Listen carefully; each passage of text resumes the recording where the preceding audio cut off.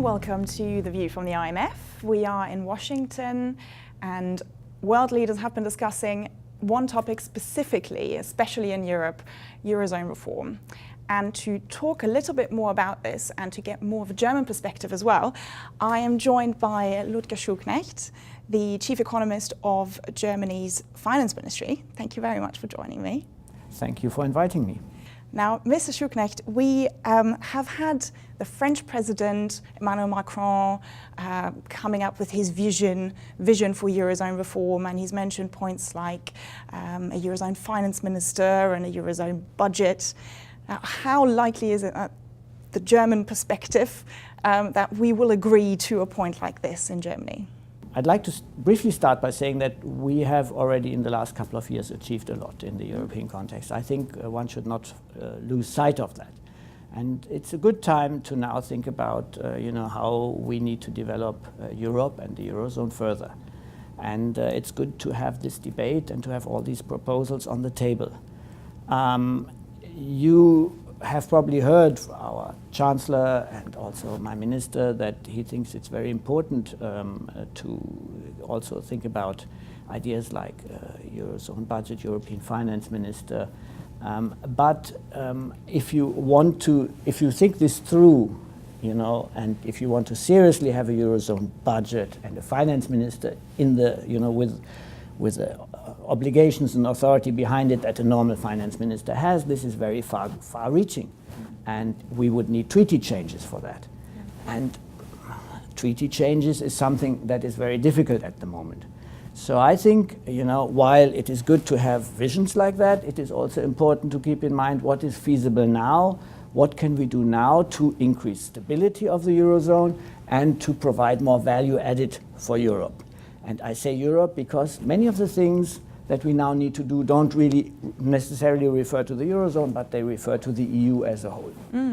And you mentioned, obviously, Wolfgang Schäuble, the finance minister, and the finance ministry has come out with a position calling for stricter rules on sovereign debt restructurings. Now, how important is this from your point of view? Well, if we want to move further with integration, I think it is very important to have trust in each other as European countries, and to have trust in the institutions that govern us, the European institutions in particular. And how do you build trust? You build trust by implementing what is promised. And we have this set of rules on the Stability and Growth Pact, we have the procedures on competitiveness, we have the banking union rules, and I think it is natural and obvious that these rules need to be implemented. And they need to be implemented in a manner that they achieve the objective, and which that means for the Stability and Growth Pact, they need to lead to sound public finances, to debt that is sustainable.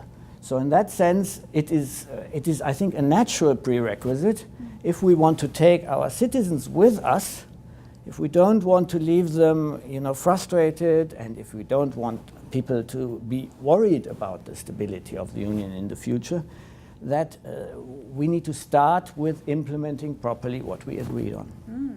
Well, in this respect, it's important to mention, I guess, that we've had German elections, and an Alternative for Germany had quite a success.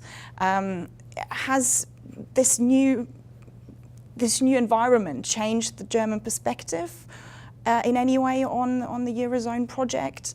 And is there likely going to be any change in the German perspective or the German view once we've got a new government?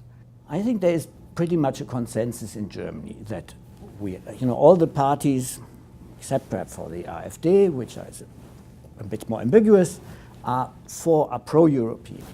So that nothing will change on that. And then there is pretty much a consensus on the importance of sound public finances, on maintaining competitiveness, on having a sound and stable financial sector. This is the triangle of stability. So that will not change either. Now, of course, if you move from a grand coalition to a possible Jamaica coalition, you get nuances. But no, my expectation would not be of a fundamental shift.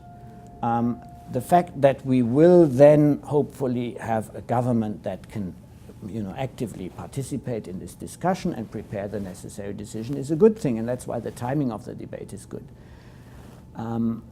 But I think one should also read the emergence of the AfD as a signal to us as policymakers and administrators that we need to ensure that there is legitimacy to what we are doing, that people are behind what we are doing. It's populist movements in many other countries, much worse than in Germany. So therefore, we think it is also important to embed this discussion on Europe in a debate with the people and to take them along. And the step-by-step approach we've had in the past years has been a good approach, I think, in that regard. Ludger Schuknecht, thank you very much. Thank you.